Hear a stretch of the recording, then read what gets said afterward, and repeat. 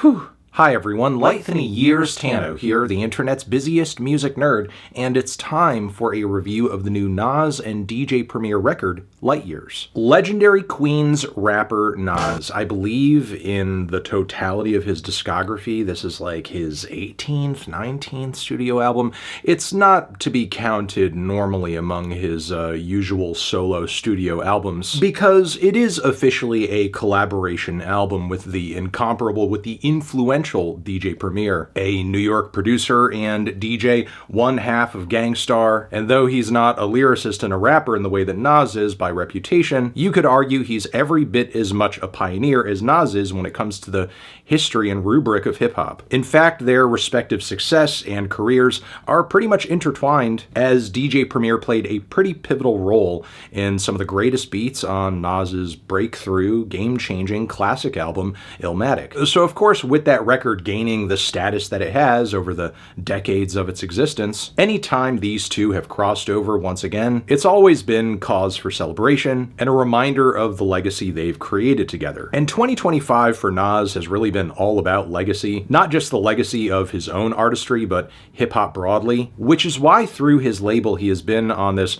crazy run of new album releases, dropping posthumous and new projects from the likes of Raekwon, Ghostface Killah, Big L, De La Soul 2, who handily, in my opinion, had the best record of this new run of mass appeal releases. And now, with all of these albums having dropped, Nas has seen fit to essentially tie it all up with a bow on this collaboration project with DJ Premier, because a full track list of songs just between the both of them and a handful of collaborators is going to predictably grab the attention of hip-hop heads across the globe. I should also note, for greater context, this record is not just simply two legends returning after lying dormant for years and years and years. DJ Premier has been providing impressive beats for a number of new artists and, older artists too, putting out new projects. Though no catalog is perfect, the guy's skills seem still pretty sharp into the 2020s. And even Nas himself was not really slowed down in terms of output. And some of his most impressive records ever have been dropped in the last 5 years. Specifically his collaborations with producer Hit Boy on King's Disease 1, 2, and 3. So I went into this new record wondering how much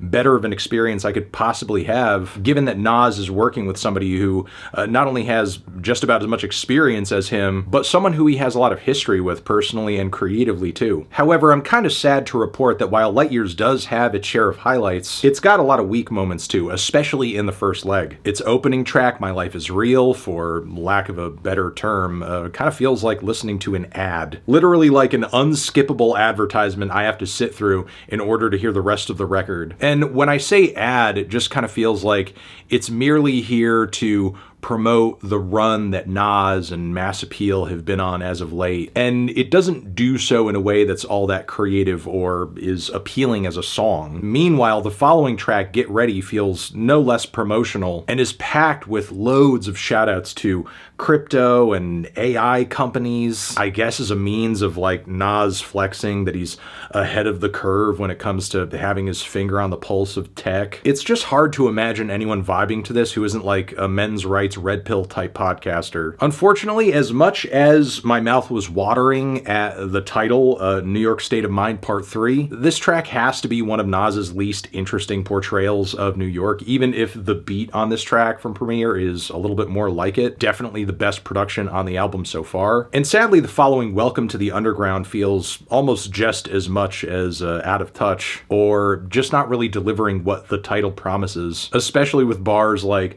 digging up termites and baby mice. It's not very interesting imagery. The messaging feels so out of touch because much of the time I feel like being underground usually entails being subversive to some degree, going against the grain, and there's just not really a lot here aesthetically or topically that offers that. I just don't really see what's so underground about it, especially with a pretty active new young underground in hip-hop thriving today. Now, it's around the midpoint of the record that things do pick up a little bit. MADMAN, while one of the shorter tracks here, is very simple but effective. Really the first song on the project I wouldn't mind playing again. And as overly meta as a song like Pause Tapes is, it's actually really endearing. It's a lyrical stroll down memory lane of Nas's and DJ Premier's first experiences making their own beats, putting them to tape by literally catching certain breaks and beat sections off of records they were playing and then just recording that into a tape player over and over and over and over. And it's stuff like this that's really one of the best things Nas does at this point in his career, really time traveling back to the early days of hip hop and making you relive those moments with him in a way that's so vivid and captivating. I also love the homage he plays on the track Writers, which is this huge ode to taggers and graffiti artists, listing out some of the biggest and best by name from the beginning to the end of the track, mentioning international writers, mentioning artists whose work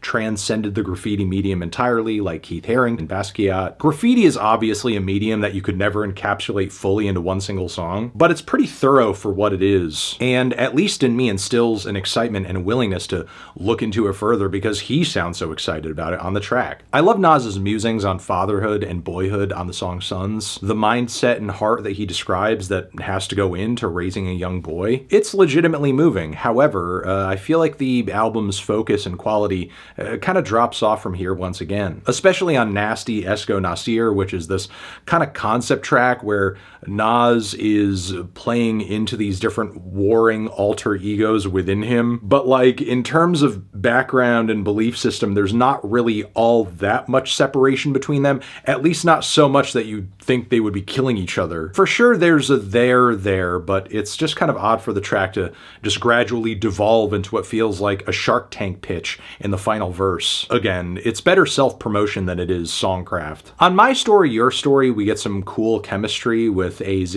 but it's nothing we haven't already heard when AZ came through on the first King's Disease album. And the track Bouquet, while not a favorite song here, is a seriously commendable moment with Nas giving flowers to this new generation of ladies who are making their way in hip-hop right now, as well as paying tribute to the female MCs who paved the way before them. I will say by the end of the song, it does kind of like turn a little bit more into a laundry list than I would like, but it's still cool to hear him shouting out the likes of Doja Cat and Little Sims. In my mind, it's a necessary torch-passing moment in an age where there is like a lot of tension and back and forth around the misogyny issue when it comes to new hip-hop artists and listeners. The track Junkie is an odd one for sure. I mean, obviously I and everyone watching this channel is kind of familiar with the idea of a music junkie, somebody being a music addict. That's the lyrical angle Nas is taking with this track. But I will say, like, the thoroughness with which he tries to paint